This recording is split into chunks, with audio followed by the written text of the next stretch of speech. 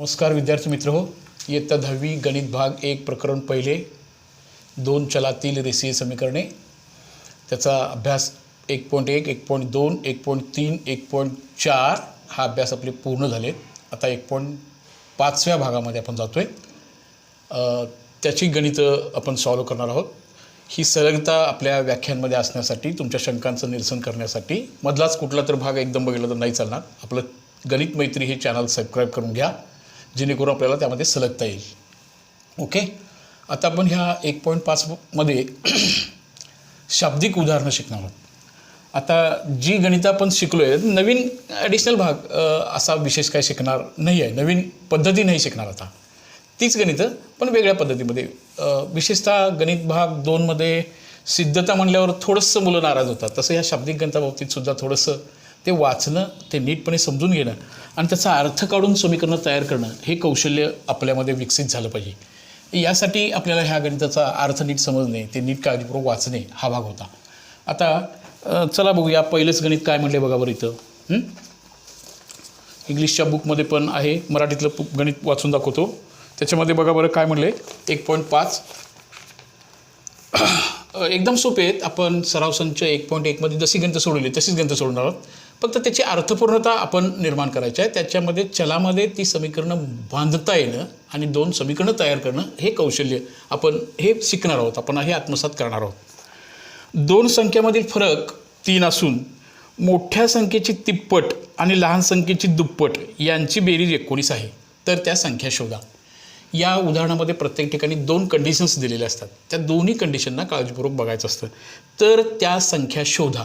इथून ह्याचं सोल्युशनला स्टार्ट करूया. त्या संख्या दोन्हीतला फरक 3चा आहे. याचा अर्थ एक संख्या मोठी असली पाहिजे, बिग नंबर असला पाहिजे, आणि एक संख्या आपली लहान असली पाहिजे. मग आपण सुरुवात अशी करूया. या असं मानूया आपण बिग नंबर किंवा मोठी संख्या आपण x मानूया. मोठी संख्या x मानू. मोठी संख्या आणि लहान संख्या हे 2 व्हेरिएबल्स आपल्याकडे ह्या गणितामध्ये आहेत. हे अगोदर समजून घेऊया. मोठी संख्या आणि लहान संख्या यासाठी आपण 2 चलांचा वापर करणार आहोत. आणि मग आपण कुठलीही चल वापरूया. आपलं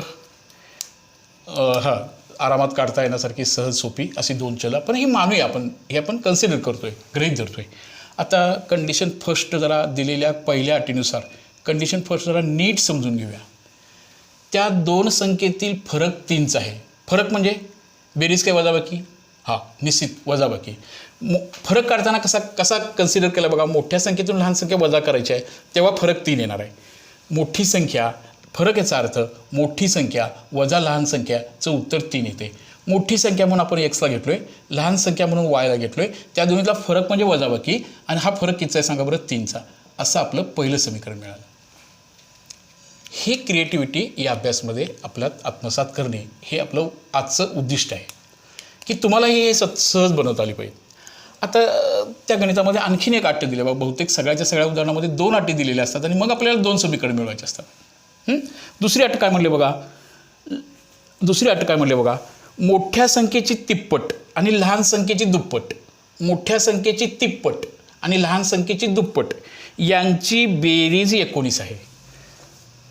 मोठ्या संख्येची तिप्पट, एक्सची दुप्पट 2x, तिप्पट 3x, पाचपट 5x. आता आपण कशाचा विचार करणार आहोत? दुपटीचा. काय तिपटीचा? तिपटीचा. कुठल्या संख्येची तिप्पट? मोठ्या संख्येची तिप्पट. परत एकदा बघा. मोठ्या संख्येची तिप्पट म्हणजे गुणिले 3. मोठ्या संख्येला तिप्पट. लहान संख्येची दुप्पट, ही लहान संख्या त्याची दुप्पट.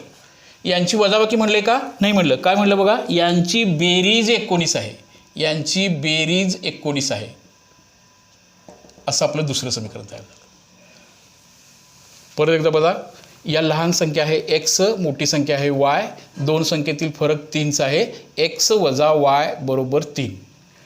मोठ्या संख्येची तिप्पट म्हणजे 3x, लहान संख्येची दुप्पट म्हणजे 2y. यांची बेरीज म्हणजे अधिक चिन्ह बरोबर 19.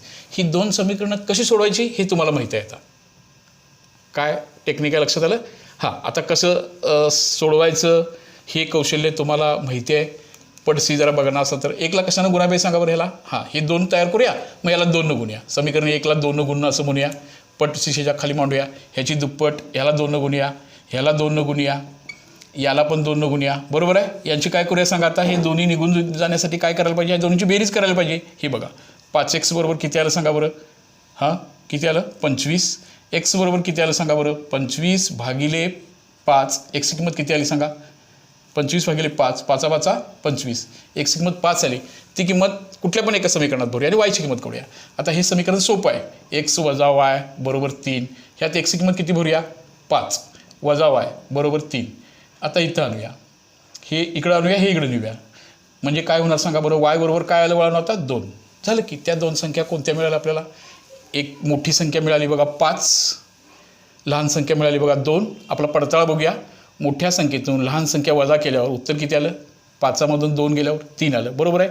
आता मोठ्या संख्येची दुप्पट करूया, म्हणजे 5ची तिप्पट करूया, 15 आलं. लहान संख्येची दुप्पट करूया, लहान संख्या कुठली आहे आपली 2 आहे, त्याची दुप्पट करा 15. 2ची दुप्पट 4, 15 आणि 4 19. Therefore we are right. आपलं उत्तर बरोबर आहे. हे जर उत्तर पूर्ण करत असताना असं उत्तर करणार आहोत आपण की मोठी संख्या किती असेल 5 असेल आणि लहान संख्या 2 असेल. आलं लक्षात आता कसं करायचं ते. हा बदल आता नवीन पद्धती आपण नाही शिकत इथं. नवीन काय शिकतोय, फक्त हे उदाहरणं, ही चलयुक्त मांडणी कशी करायची, चलांच्यामध्ये त्या समीकरणांना कसं मांडायचं हे आपण आत्मसात करावं या धड्यामध्ये. ओके, ही पार्श्वभूमीची आशा आहे. ही 2 समीकरणं मांडणे, चल मांडणे आणि मग चलामध्ये त्यांची बांधणी करणे आणि मग ती समीकरणं तयार करणं आणि समीकरणं सोडण्याची नेहमीची पद्धत. चलाचं निरसन पद्धती आपण शिकलेल्या पद्धतीपैकी सगळ्यात चांगली पद्धती असेल ते चल निरसन, एकाखाली एक मांडायचं, सहगुणक सारखे करायचे, या पद्धतीनुसार आपण गणित करतो. दुसऱ्या प्रश्नामध्ये एक आकृती दिल्या बघा त्याने, जरा तुमच्या टेक्स्टबुकमध्ये बघा. तो असं म्हणतोय, एक फिगर आहे, त्या फिगर असं म्हणतोय की I am rectangle. I am a rectangle, मी आयत आहे. आणि मग तुम्ही त्याचं निरीक्षण करा, तुम्ही जॉमेट्रीमधल्या कन्सेप्टचा वापर करा, तुम्हाला माहिती असणारी गोष्ट तयार करा आणि मग आपल्याला तिथं आपण की ह्या भागामध्ये आपण जाऊ शकतो. आपण याचं की ह्या उदाहरणाचा विचार आपण काळजीपूर्वक करू शकतो. बघूया जरासं काय होईल आता. आय एम रेक्टँगल, मी आयत आहे. त्याच्यानंतर वरच्या बाजूला काय लिहिले बघा 2x अधिक y, हे असं आहे 2x अधिक y बरोबर 8. ह्या बाजूला काय लिहिले बघा 2y. इथं काय लिहिले बघा x अधिक 4. इथं काय बघा 4x वजा y. Find x and y, माझा एरिया किती असेल, माझे पेरिमीटर किती असेल, असा भाग आहे. इंटरेस्टिंग भागमध्ये असा हा भाग तिथं तयार केलेला आहे. हां, आय एम रेक्टँगल. आता तुम्ही म्हणणार इथं 2 कंडिशन कुठं आहेत. आयताचा खास गुणधर्म माहिती आहे ना, काय बरं आयताच्या, हा कोण सांगते बघूया. आयताच्या समोरासमोरील बाजूबद्दल काय माहिती आहे तुम्हाला. ही समोरासमोरील बाजूची माहिती दिल्या. हा आयत आहे, आय एम रेक्टँगल, मी आयत आहे. आणि मग माझ्याबद्दलचं त्यांचं मत, त्या आकृती अशी म्हणते आहे की माझी माहिती अशी सांगते तुम्हाला की माझ्या नक्की तुम्हाला माहिती आहे ते गुणधर्म त्यांनी दिले नसतील तर आपण शोधायला पाहिजेत की ह्या आयत्याबद्दल कोणत्या गोष्टी नक्की खऱ्या आहेत. बघूया जरा असं काय खरे आहे बघा.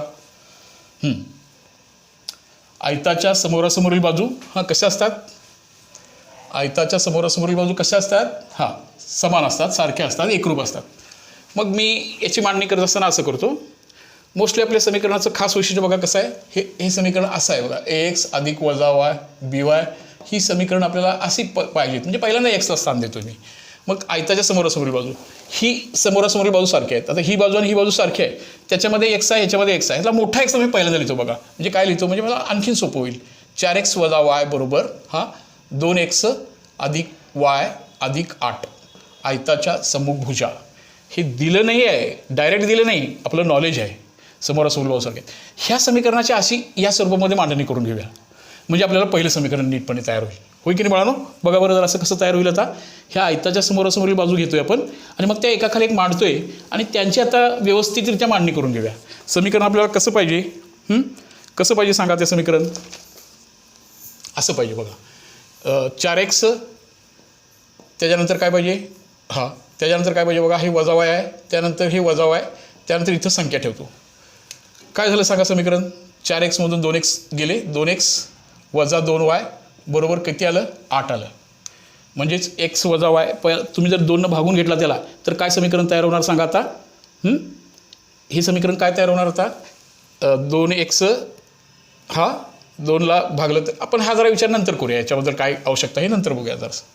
आता ही झाली पहिली कंडिशन समोरासमोरील बाजूच्या बाबतीमधली. ही एवढीच समोरासमोरची बाजू सारखी असेल का? नाही. ह्या पण बाजू सारखी असतील की. मग ह्याचा पण विचार करूया. मग आता पण पहिल्यांदा मी एक्सला स्थान देतो. म्हणजे कसं, म्हणजे आणखीन आपलं काम जरा सोपं होईल. एक्स अधिक वाय बरोबर 2y. समीकरण काय म्हटलं बघा, एक्स वजा 2y बरोबर काय तयार झालं सांगा आता? 4. त्यात कोणती चूक आहे जरा शोधा. ह्या चुका होता कामा नाहीत. हे असं लिहिलं तर हे 4 इथं जाताना हे 2y वजा 2y झालं, तेव्हा अधिक 4चं इथं अधिक 4 होणार नाही. काय होणार आहे सांगा? हे वजा 4 होणार आहे. मी हा जो निर्णय का थांबवला होता बघा, आता इथं वजा 2y आहे, इथं वजा 2y, म्हणजे माझ्या हे 2yला इलिमिट करायची गरज नव्हती. हे माझं पहिलं समीकरण आणि हे माझं दुसरं समीकरण. आता ही पहिली दोन्ही समीकरणं, जी नवीन समीकरणं आपल्याकडे बनली, ही 2 समीकरणं एकाखाली एक मांडून घेऊया. ही 2 समीकरणं एकाखाली एक मांडून घेऊया. बघा मी मांडून घेतो आता. हां, एक्स बरोबर वजा 2y, ठीक आहे, आणि नंतर वजा 4 आहे. एकाखाली एक मांडली. आता बेरीज केलं तरी काय होणार आहे बघा बरं. हे 2x आणि हे 1x, हे 4 बेरीज केल्यावर हे याचं चलाचं निरसन होईल का? नाही. वजाबाकी करूया. वजाबाकी करताना हे अतिशय काळजीपूर्वक करायचं बघा. हे चिन्ह ह्या जे वजा समीकरण करणार आहोत त्याची चिन्ह, मूळ चिन्ह आहे ते बदलून घ्यायचे आहेत. इथं थोडंसं मुलं काही चुका करतात. आता 2x मधून 1x गेला, x राहिला शुअर. आता हे झालेले अधिक 2y आणि हे वजा 2y निघून जातील. आणि इथं काय झालं सांगा आता? हा, x किंमत आली 12. x किंमत आली 12. आपल्याला एका चलाची किंमत मिळाली. आता दुसऱ्या चलाची किंमत काढूया. ओके, x ची किंमत 12 आली. आता आपण दुसऱ्या चलाची किंमत काढणार आहोत. म्हणजे कोणाची किंमत काढणार आहोत सांगा आता? x किंमत 12 आल्यानंतर हे y ची किंमत काढणार आहोत आपण. हां, आता ह्यातल्या कुठल्या पण समीकरणामध्ये भरूया. मी आता ह्याच्यामध्ये भरतो बघा. हे जे समीकरण होतं याच्यामध्ये मी y ची किंमत काढायची आहे मला. हे बघा, 12 अधिक 4 बरोबर 2y. 12 आणि 4 16, 16 भागिले 2 y ची किंमत आली. किती आली सांगा? y ची किंमत 8 आली. हां, x झालं, y झालं, हे x आणि y झालं. एरिया. आता ह्याची लांबी रुंदी माहिती करायला पाहिजे. ह्याची लांबी किती होणार, रुंदी किती होणार, ठरवा बघूया जरासं काय होईल. लांबी किती होणार, लांबी कशी काढणार आहे? ही म्हणजे लांबी. हां, सांगा बघूया कोण सांगते याची लांबी किती येणार. आता बघूया लांबी किती येणार. x आणि y ची लांबी. हां, जरासं विचार करा बघूया लांबी किती येणार सांगा. लांबी तुम्ही ह्यात भरला तरी पण चालेल बघा. लांबी x ची किंमत किती आली? लांबी लेंथ ह्याची किती होणार सांगा आता? 4 गुणिले x ची किंमत किती आल्या? 12 वजा y. 12 चौक 48. 48 मधनं वायला वजा करूया. y किती आहे सांगा? 8. हां, लांबी किती आली सांगा आता? ह्याची 40 आली. ओके, ह्याची लांबी आली बघा 40. बरोबर आहे. आता रुंदी बघा, लांबी आली 40, रुंदी ही y ची दुप्पट करा. y किती आहे बघा? 8. रुंदी होणार आहे 8 दुनी 16. आता तुम्हाला एरिया काढता असताना कुणाचा गुणाकार करणार आहात? हां, कुणाचा गुणाकार करणार आहे? लांबी आणि रुंदीचा. एरिया काढताना L गुणिले B, याच्यामध्ये लांबी आणि रुंदीच्या किमती भरा, उत्तर काढा. पेरिमीटर करताना काय करणार आहे? 2 लांबी अधिक 2 रुंदी, ह्याचं करून त्याची परिमिती काढणार आहोत. तुम्ही हे पूर्ण करणार आहात. आलं लक्षात सगळ्यांच्या? कसं सॉल्व्ह करायचं आहे? ही लांबी रुंदी तयार करायची आहे. परिमिती म्हणजे यांची बेरीज करणार आहात तुम्ही. म्हणजे हे किती आले? आता लांबी किती आल्या? 40, 40. त्यानंतर हे किती आले बघा? 16, 16. हे 16, हे 16.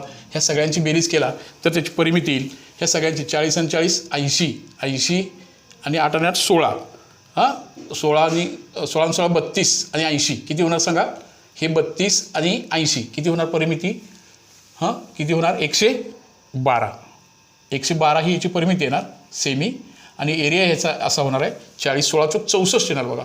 एरिया येणार आहे, मी इथं लिहितो, area is equal to 64 cm². असं त्याचं एरिया येणार आहे. असं हे गणित आपल्याला 2 चलामधलं एकत्रित आणणं आणि हे सॉल्व्ह करणं असा ह्याचा भाग आहे. आलं लक्षात बाळांनो? शाब्दिक गणित असलं जर असं मोठं असलं तरी पण आपल्याला ही गणितं अशी सॉल्व्ह करण्याची आहेत. तुम्ही या गणितामध्ये नवीन भाग शिकत नाही आहे, फक्त एवढाच ॲडिशनल भाग आहे, हे एक्स आणि वायमध्ये कसं आणायचं. परत एकदा बघा, पेरिमीटर लांबी रुंदी सारखी घेतली, ह्या कंडिशनचा आधार केला, 2 समीकरणं बनवली, एक्स आणि वायच्या किमती काढल्या, त्याच्यावरून लांबी ठरवली किती येणार, रुंदी किती येणार ते ठरवलं आपण, त्याच्यानंतर एरिया काढला, त्याच्यानंतर पेरिमीटर काढली. आलं लक्षात? असं हे दुसरं गणित होतं. अशीच एक फक्त याच्यामध्ये 6च गणित आहे. बघूया पुढे जाऊया. ह्या टाईम शेड्यूलमध्ये आपल्या कसं समजावून घेणं शक्य आहे, कितपत आपण उदाहरण सोडू शकतो, त्या पद्धतीने आपण ते जाऊया पुढं. हां, जरा तोपर्यंत तुम्ही पुढचं गणित वाचा, बघूया जरा तुमच्या काय गोष्टी लक्षात येतात का बघा. कोणती चल आहेत, काय चल वापरायचं आहे आपल्याला, कसं ते कन्सिडर करावं लागेल, कसं आपल्याला पुढे जावं लागेल बघूया तर जरा.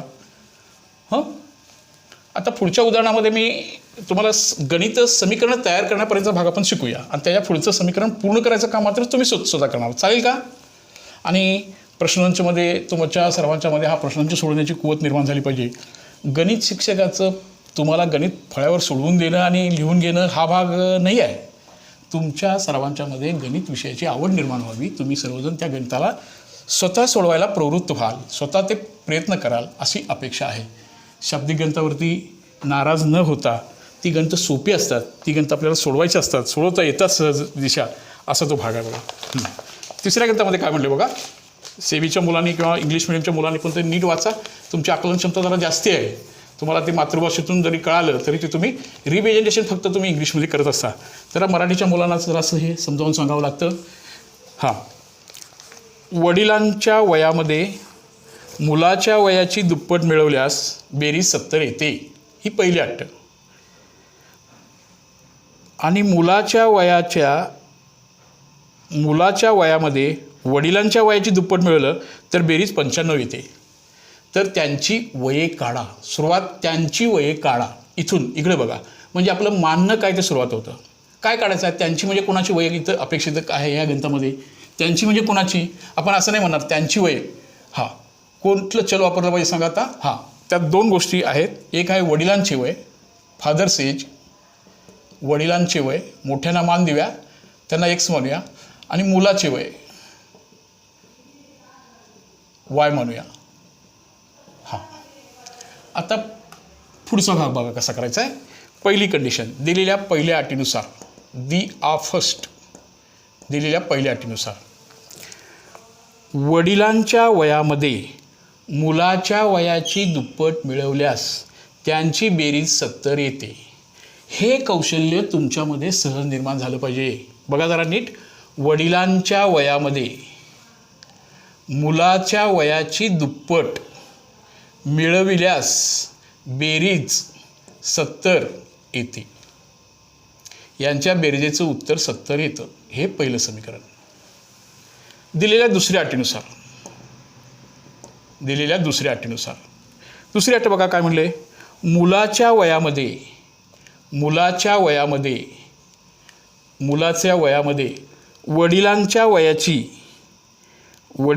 वयाची आता दुप्पट कोणाची करायची आहे, पहिल्यांदा दुप्पट कोणाची केली बघा, पहिल्यांदा कोणाची दुप्पट केली, मुलाच्या वयाची दुप्पट केली. आता कोणाची दुप्पट करायची, वडिलांच्या वयाची दुप्पट करायची, आणि मग हे काय होणार सांगा बरं, 95 होणार.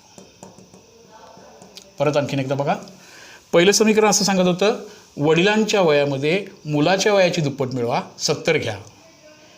वडिलांच्या वयाच्या दुपटीमध्ये मुलाचं वय घाला, मुलाच्या वयामध्ये वडिलांचं वय घाला. म्हणजे पहिल्यांदा वाय घेतला असता तुम्ही, असं जर लिहिलं तरी ते बरोबर. समजा तुम्ही असं म्हणणार, असं का, पहिल्यांदा मुलाचं वय म्हटलं ना, मी मुलाचं वय घेणार आहे. काय करूया, हे बघा बरं, मुलाच्या वयामध्ये वडिलांच्या वयाची दुप्पट म्हणजे 2x, ह्याची बेरीज केली तर उत्तर 95 येतं.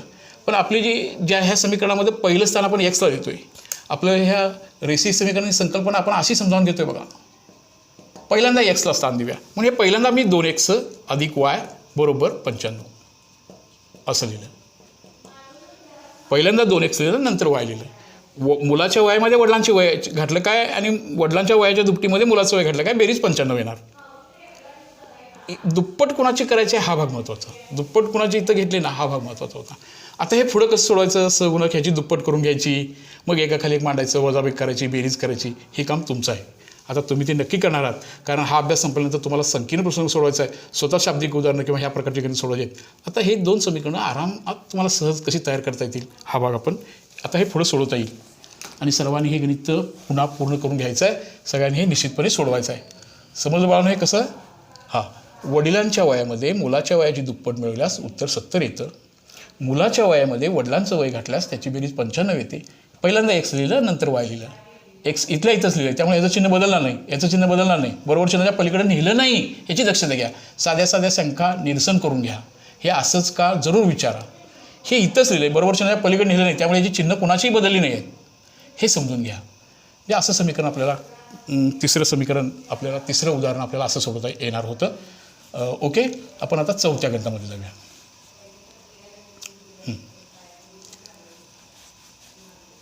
ठीक आहे, चौथं गणित बघूया काय म्हटले बघा. जरा स्वतः वाचन करा त्याचं. जरा मनातल्या मनामध्ये काय उदाहरण बघा ते कोणती चल आहेत. पुन्हा आपण 2 चलांच्या किमती मांडणार आहोत. कोणासाठी मांडलं पाहिजे बघा जरासं. हां, परत एकदा काळजीपूर्वक बघा, वाचा.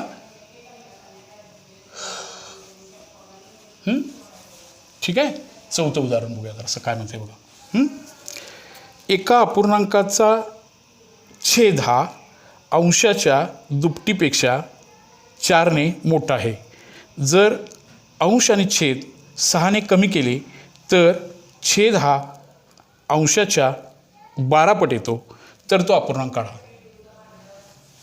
आता तो अपूर्णांक डिपेंड आहे अंश आणि छेद, बरोबर.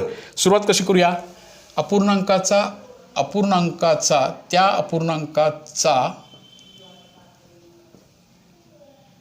छेद हा काय म्हणूया x म्हणू. आणि अंश छेद सुरुवात करूया का अंशापासून करूया. ठीक आहे, अंशापासून करूया.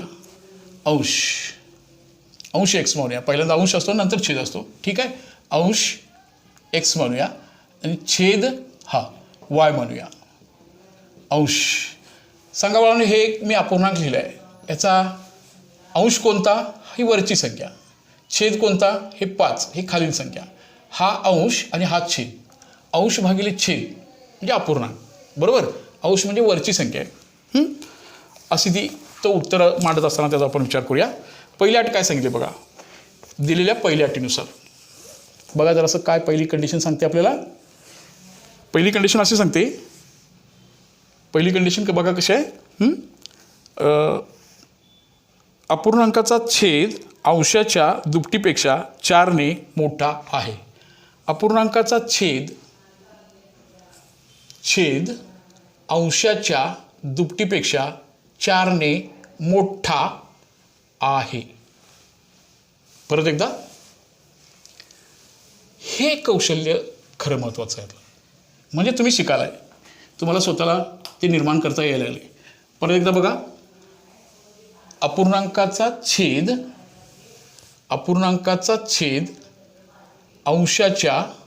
अंशाच्या दुपटीपेक्षा 4ने मोठा आहे. पुन्हा आपल्याला या समीकरणाला कसं मांडूया बघा. हे +4 इथं आणतो, -4 आणि हे इथं नेतो. 2x - y हा अधिकचा वजा झाला आणि म्हणून हे समीकरण असं लिहिलं. पहिल्यांदा x पद, नंतर y पद, नंतर बरोबर चिन्ह आणि नंतर संख्या, असं हे पहिलं समीकरण तयार करून घेतलं. पहिल्यांदा x पद असावं, नंतर y पद असावं, नंतर ती संख्या असावी. काय समीकरण तयार झालं बघा. परत एक आणखीन एकदा. 2x - y - 4 असं समीकरण बनलं. ही पहिली कंडिशन होती. आता दुसरं कंडिशन बघूया. दुसऱ्या कंडिशनमध्ये काय म्हणते बघा. अंश आणि छेद 6ने कमी केला तर. अंश आणि छेद 6ने कमी केला तर. अंश मुळात किती आहे, x आहे, तो 6ने कमी करूया. छेद मुळात किती आहे बघा, y आहे, तो सुद्धा 6ने कमी करायचा. अंश आणि छेद 6ने कमी केल्यावर काय घडणार आहे बघा. छेद हा म्हणजे कोण, कमी केलेला. आता y नाही येणार. कमी केल्यानंतरची घटना. कमी केलेला छेद किती झाला बघा बरं. 6ने कमी केल्यास. अंश आणि छेद 6ने कमी केल्यास. आता ही जी कंडिशन आहे ती 6ने कमी केल्यावरची आहे. त्यामुळे आता छेद काय घेणार, y नाही घेणार. आपण काय घेणार सांगा बरं. y - 6 हा छेद हा अंशाच्या अंश किती आहे बघा, हा त्याच्या किती पट होतो, 12 पट होतो. परत आणखीन एकदा बघूया. बघा. 6ने कमी केलं अगोदर. मुळात होतं त्यातनं 6 वजा करून ठेवलं. x मधून 6 जात नाही म्हणून तसंच ठेवलं. y मधून 6 जात नाही म्हणून ते तसंच ठेवलं. आता 6ने कमी केल्यानंतर काय घडलं बघा. छेद हा म्हणजे हा छेद. अंश म्हणजे कमी केलेला x - 6 हा किती पट होतो, 12 पट होतो. 12 पट होतो.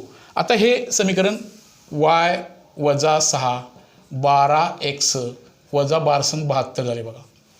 त्याच्यानंतर आणखीन काम करूया. संख्या एका बाजूला आणतो. हे -6 आणि हे इथं येणारा काय होणार सांगा बरं, +72. -6 हेच राहिलं. 12x - y. त्यानंतर 12 72मधून 6 गेले, हां बोला किती 66 बरोबर 12x वजा y.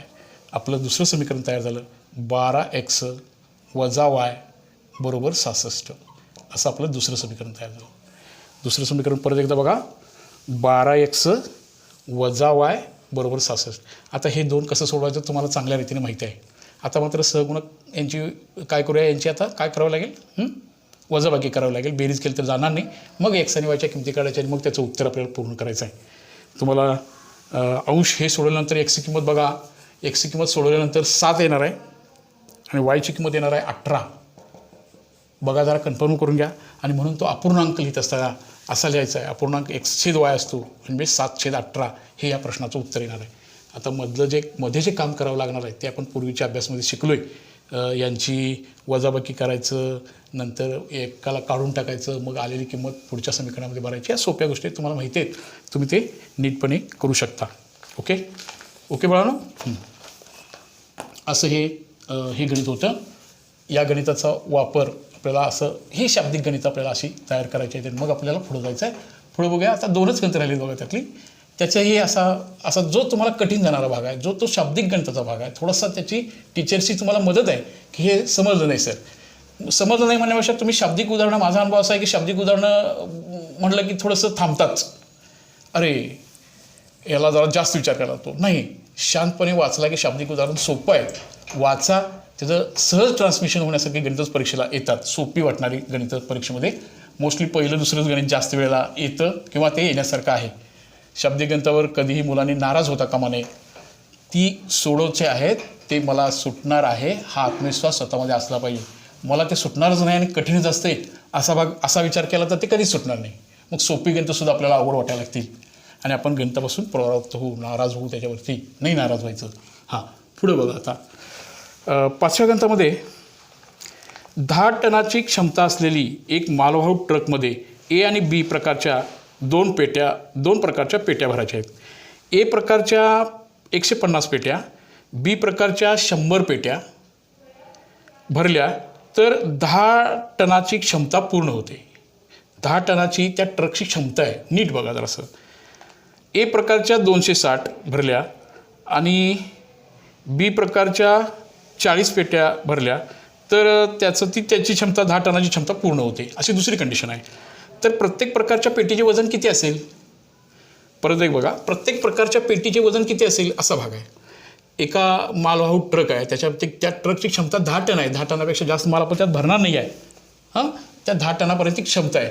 आणि तिथं असं त्या पेट्या असं ह्या शेतमालाच्या पेट्या असतील, टमॅटो किंवा आंबे, वांगी ह्यासारख्या पेट्या असतील, त्या पेट्या ठेवायच्या आहेत. त्या क्षमतेचंही त्या ट्रकचं मोस्ट क्षमता पण आपल्याला लक्षात घ्यायची आहे. तर 10 टनाची क्षमता असणारा तो मालवाहू ट्रक आहे. ए आणि बी हे अशा 2 प्रकारच्या पेट्या त्याच्यामध्ये भरायच्या आहेत. ए प्रकारच्या पहिल्या कंडिशनमध्ये 150 पेट्या घ्यायच्या आहेत, बी प्रकारच्या 100 पेट्या घ्यायच्या आहेत. तेव्हा तो 10 टनाची क्षमता पूर्ण होणार आहे, अशी पहिली कंडिशन आहे. आणि ह्या गणितामध्ये दोन्ही प्रकारच्या पेटीचे वजन किती असं विचारलं आहे. म्हणजे आता मानाची सुरुवात कुठनं करायला पाहिजे बघा. हां, कशी करूया. ए प्रकारच्या एका पेटीचे वजन, हां एका पेटीचे वजन ते आपल्याला काढायला सांगितले त्याने, म्हणून तिथूनच मानायचं वजन एक्स. आता हे गणित सगळं टनमध्ये आहे बघा. टनमध्ये आपण टन आहे असे मानू. वडिलांचे वय एक्स वर्षे आहे असे मानू, टन आहे असे मानू, असा त्याला अर्थपूर्णता येऊ शकेल. हां, तसंच बी प्रकारच्या एका पेटीचे वजन किती मानूया. हां, हे असं मानूया. ए प्रकारच्या बी प्रकारच्या एका पेटीचे दिलेल्या पहिल्या कंडिशननुसार दिलेली पहिली अट काय म्हटले बघा. आता दिलेल्या एका पेटीचं वजन x टन आहे. पहिल्या प्रकारामध्ये ए प्रकारच्या 150 पेट्या आहेत. म्हणजे आता काय होणार सांगा. एका पेटीचं x टन, तर 150 पेटीचं किती होणार. 150 2 पेट्या असतात तर 150 गुणिले 2 टन केलं असतं आपण. x आहे म्हणजे गुणिले x होणार. 150 x टन ए प्रकारच्या होणार. आलं लक्षात घे, सोपी गोष्ट आहे बघा. त्यानंतर बी प्रकारच्या 100 पेट्या आहेत बघा. आता एका पेटीचं वजन y टन आहे, 100 पेटींचं वजन किती होणार सांगा बरं. 100 y. आणि ह्या दोन्ही मिळून त्या ट्रकची जी मॅक्झिमम कपॅसिटी आहे ती आहे 10 टनाची. हे पण टन आहेत, हे पण टन आहेत. हे 150 गुणिले x, 100 गुणिले y आणि हे 10 टन होईल. समजलं का. परत एकदा बघा. एका पेटीचं वजन आपण एक्स टन म्हणलोय आपण. एका प्रकारच्या पेटीचं वजन एका पेटीचं वजन एक्स टन. ए प्रकारच्या एका पेटीचं वजन एक्स टन. बी प्रकारच्या वाय टन. ए प्रकारच्या 150 पेट्या घेतल्यात. बी प्रकारच्या 100 पेट्या घेतल्यात आणि मग ते 10 टनाची क्षमता पूर्ण झाली. हां, आता ह्याला आणखीन जरा लगेच इथं सोपं समीकरण तयार करून घ्या म्हटल्यानंतर काय करूया सांगा बरं. ह्याला 10 बघूया, ह्याला 10 बघूया, ह्याला पण 10 बघूया. हलकं फुलकं समीकरण तयार होईल. म्हणून 15x अधिक हा 0 जाईल, हा 0 जाईल आणि हा 0 जाईल. काय होणार सांगा आता. 10y बरोबर 1 असं आपलं पहिलं समीकरण बनेल. समजलं का बघा सगळ्यांना. ए प्रकारच्या पहिल्या कंडिशनमध्ये 150 पेट्या होत्या. बी प्रकारच्या 100 पेट्या होत्या. ए प्रकारचं वजन कसं काढलं आपण. 150 गुणिले एका पेटीचं वजन 100 असं केलं आणि असं समीकरण तयार झालं. आता दिलेल्या दुसऱ्या अटीनुसार बघा परत हेच सगळं. आता दुसऱ्या कंडिशनमध्ये ए प्रकारच्या पेट्या किती भरल्यात, बी प्रकारच्या किती भरलेत, त्याचे वजन आणि त्याची मॅक्झिमम कपॅसिटी हे दोन्ही कंडिशनमध्ये एकच असणार आहे. कोणती असणार आहे. 10 टन. एकाच ट्रकचा विचार करतोय आपण. दुसरी कंडिशन कशी आहे बघा. दुसरी कंडिशन अशी आहे तर ट्रकची 10 टनाची क्षमता पूर्ण होते जर ए प्रकारच्या 260 पेट्या. ए प्रकारच्या 260 पेट्या मग अशी 150 होत्या, तिथे काय करायचं आता 260. ए प्रकारच्या एका पेटीचं वजन किती आहे एक्स म्हणजे 260 एक्स होणार.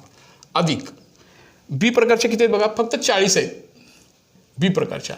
आणि आता पुन्हा त्याची 10 टनाची क्षमता पूर्ण होणार आहे असं झालं. पुन्हा आपण काय करूया सांगा आता ह्याला 10 बघूया, ह्याला 10 बघूया, ह्याला 10 बघूया. आता बघा हे गेलं. आता काय होणार सांगा बरं. 26x अधिक 4y बरोबर 1 असं दुसरं समीकरण आलं. पुन्हा आपल्याला याचे सहगुणक सारखे करावे लागतील आणि मग आपल्याला ही दोन्ही समीकरणं सोडवावी लागतील. अगदी सोप्या टेक्निकनं तुम्ही जाऊ शकता. 2 आणि ह्याला समजा तुम्ही 4 इथं 4 आहे ना, किती आहे बघा बरं 4. 26x अधिक 4y बरोबर 1 ह्याला तुम्ही गुणून एकसारख्या समीकरणानं सहगुणक सारखे येण्यासाठी आपण गुणाकार भागाकार ही कन्सेप्ट वापरायचे आहे. मगासारखं सहगुणक सारखे करायचे आहेत आणि मग आपण ह्या गणिताचा विचार ह्या करायचा आहे. 15x अधिक 10y बरोबर 1 असं पहिलं समीकरण आहे. दुसरं समीकरण आहे 26x अधिक 4y बरोबर 1.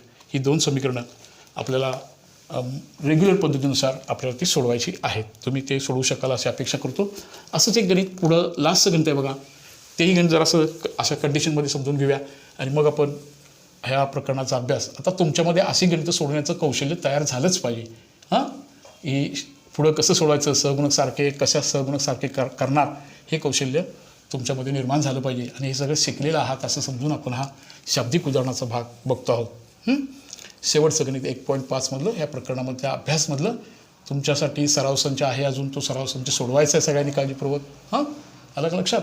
अजून तो संकीर्ण प्रश्नोत्तर आहे तोही सोडवणार आहात आत्मविश्वासपूर्वक.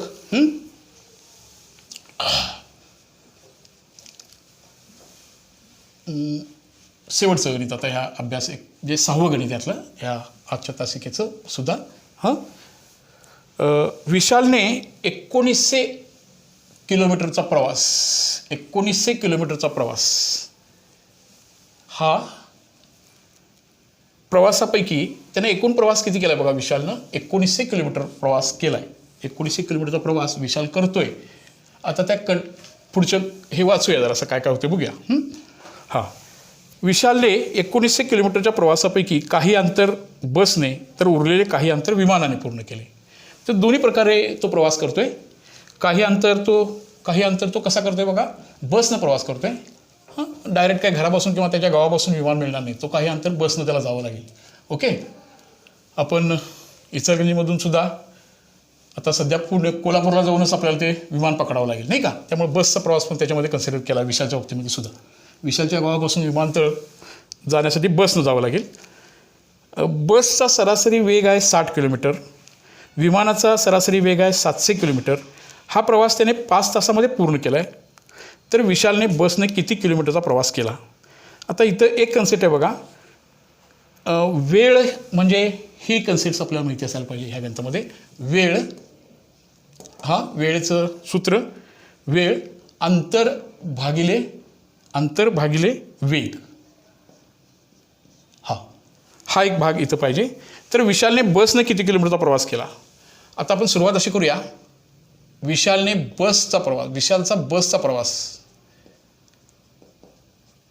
विशालचा बसचा प्रवास किती मानूया, x किलोमीटर मानूया. मग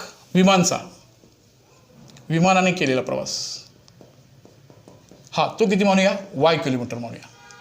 आता त्याची पहिली कंडिशन एकदम सोपी आहे बघा. तुम्हाला पहिली कंडिशन फार छान आहे. पहिली कंडिशन काय सांगा आता.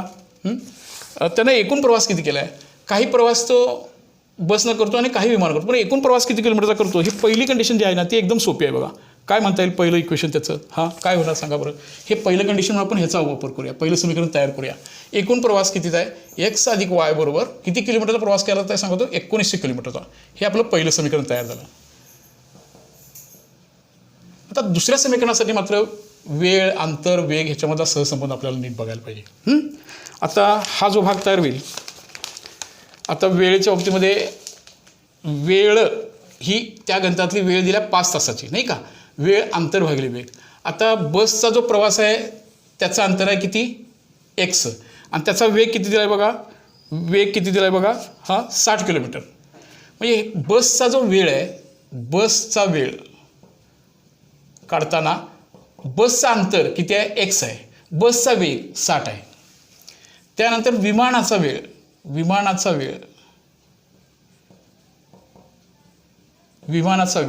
आता विमानाचं अंतर किती आहे बघा बरं. विमानाचं अंतर y आहे आणि विमानाचा वेग किती दिला आहे बघा या गणितामध्ये. विमानाचा तासी वेग आहे 700 किलोमीटर. हे असं होणार बघा 700. आणि मग ह्या दोन्हीचा विचार केला असता ह्याला लागणारा वेळ आणि ह्याला लागणारा वेळ, ह्या दोन्ही वेळ कितीचा दिला आहे, 5 तास. हे तासी वेग होता 5 तास. म्हणजे दुसरी कंडिशन ही समजून घेतला असाल तुम्ही. बसला लागलेला वेळ आहे तो वेळ आहे अंतर भागिले वेग.